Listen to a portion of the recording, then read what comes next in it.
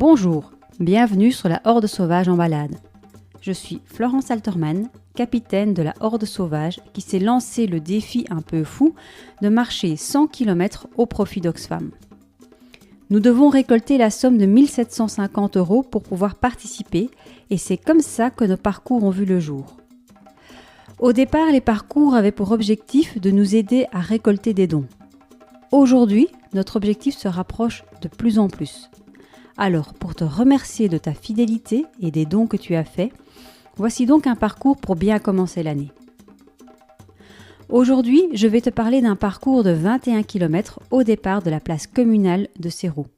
Bon allez, 21 km, c'est peut-être beaucoup pour commencer l'année. Alors, il y a une alternative de 14 km. C'est le 4e parcours d'entraînement que je te propose depuis le début de la crise du coronavirus. À chaque parcours se pose le même problème. Va-t-on pouvoir courir en groupe ou non ? Aujourd'hui, les bulles sociales sont de rigueur. Je sais que tu es un jogger responsable et je suis donc certaine que tu feras de ton mieux pour respecter les règles sanitaires actuelles. Allez, assez parlé de notre ami Coco et de ses conséquences sur nos vies. En route pour le plein d'endorphines et de plaisir. J'ai envie de te donner une petite précision quant à ce parcours que je peux aisément qualifier de très nature. Avec mon équipe, nous le ferons le 1er janvier 2021. Conséquence de cette époque typiquement humide, c'est que les chemins empruntés peuvent parfois être boueux. Si tu as des trails, alors je te conseille vivement de les chausser. Tu me remercieras après. Pour ce qui est de la longueur des parcours, tu as le choix entre 14 ou 21 km. Les deux parcours sont communs jusqu'au 8e kilomètre et se rejoignent un peu plus loin. Donc quel que soit le parcours que tu choisis, tu es certain d'emprunter des chemins identiques. Et si tu es adepte de courses comme l'Enfer de Céroux ou le Cross de Bouzeval, tu reconnaîtras probablement les sentiers empruntés. Ah oui, j'oubliais presque, ces deux parcours sont, disons, assez vallonnés. Le dénivelé est conséquent, 240 mètres pour le 14 et 380 pour le 21. Alors si tu es gourmand, tu sais ce qu'il te reste à faire. Mais attention de ne pas avoir les yeux plus gros que le ventre. Les parcours commencent à la place communale de Céroux et se dirigent tout de suite vers le chemin d'Amoiseau. Histoire de te donner un petit goût de ce que ça donne, tu verras que c'est directement un petit sentier de terre qui t'emmène dans la campagne.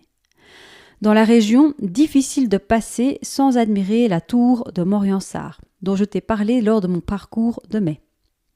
Et cette fois-ci, tu passes vraiment à côté. Tu as donc tout le temps de l'admirer, ainsi que le château ferme construit juste à côté. Le parcours emprunte la rue Grand Chemin, une côte douce qui t'amène sur un grand chemin pavé. À gauche toute, jusqu'à la route de Beaumont. Attention, ici quand tu traverses la route, les voitures y roulent vite. Moi, je t'emmène tout droit vers un bois dans lequel il te faudra tourner à droite. Le chemin est sympa. On dirait un petit single track qui t'emmène en pleine nature. À la fin du sentier, tu verras une grosse descente qui t'amène dans la rue du Bois de Mastrade. Si tu n'es pas sûr de toi, ralentis un peu. Je ne voudrais pas que tu te fasses mal. Je t'emmène rue de Font-Agny. Il s'agit ici d'une rue que tu as déjà empruntée si tu as participé à mon 2e parcours qui partait de Couture-Saint-Germain. Elle monte un peu, enfin, pas très longtemps. Entre deux propriétés, tu devrais voir un petit pont qui t'emmène dans un sentier entre deux haies. Quand tu sors du sentier, fais attention. Tu arrives dans une rue et je me suis moi-même un jour laissé surprendre par un vélo électrique. Je ne l'avais pas vu arriver et si ma copine qui m'accompagnait ce jour-là n'avait pas attiré mon attention, c'était la collision assurée. Prends la rue du Réservoir, traverse la rue de Céroux et continue sur le chemin de campagne. Toujours tout droit et puis c'est légèrement en descente. C'est bien, on est déjà à 5 km. Après la campagne, place à un bois. D'ailleurs, pour profiter un maximum, je t'emmène à gauche dans un petit sentier. À hauteur du 6e, on tourne à droite. Attention, ici c'est un sentier qui à certains endroits est traître. Choisis bien ta trace. Pour ma part, je choisis la partie basse du chemin, même si elle est boueuse. Si tu restes sur le haut du chemin, tu seras en dévers. Attention donc à toi et tes chevilles. Et puis surtout, profite, on est en descente. Au sortir du chemin, on va à droite sur Anissar. On reste encore un peu au vert avant de tourner à droite sur du macadam. Allez, 7e kilomètre et première bonne côte. Bon, on va dire que ça monte pendant 1 kilomètre. Vas-y donc à ton rythme. Chi va piano va lontano. L'avantage, c'est que même si ça monte, le chemin reste facile. Le chemin t'amène jusqu'au chemin de Wavre. C'est ici que tu devras faire un choix. 14 ou 21 km. Pour le 14, c'est à gauche. Tu rejoindras le parcours du 21, qui pour sa part en sera à son 16e kilomètre, au niveau de la rue Monceau-au-Berger. Pour le 21, à droite toute. Si tu vas à droite, tu devras passer sous la nationale 25, direction Bouzeval, rue de la Croix. Je t'emmène rue du Château pour aller te perdre dans les bois. Si tu es un amoureux du trail et que les côtes ne te font pas peur, promis, ici, tu prendras ton pied. Un peu après le 11e, n'oublie pas de tourner à gauche et de prendre le petit sentier. Mais oui, il est déjà temps de penser à rentrer. Si tu es adepte du challenge d'El Al et du cross de Bouzeval, nul doute qu'ici tu reconnaîtras certains chemins. En tournant à droite au 12e kilomètre, je t'emmène à la chapelle aux Triochènes. Et contrairement au cross, nous, on va aller tout droit, en pleine campagne. N'oublie pas de tourner à gauche un peu avant le 14e si tu veux revenir à ton point de départ. Profite ici, car on va descendre. Et comme tu le sais, on descend pour mieux remonter. En traversant l'avenue des Combattants, on arrive rue de la Hoche. Tu reconnais ? C'est le retour du cross de Bouzeval. Et oui, ici, ça remonte. Et juste avant la N25, on s'amuse dans la boue. C'est d'ailleurs ici que pendant la course, on fatigue et on glisse.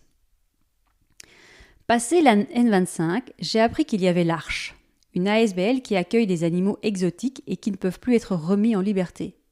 Il paraît qu'il y aurait un ours, des loups et bien d'autres animaux. Un peu après le 16e kilomètre, on va retrouver ceux qui se sont lancés sur le 14 km.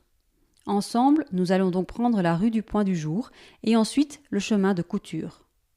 Un peu de macadam pour te changer des chemins de terre et de la boue.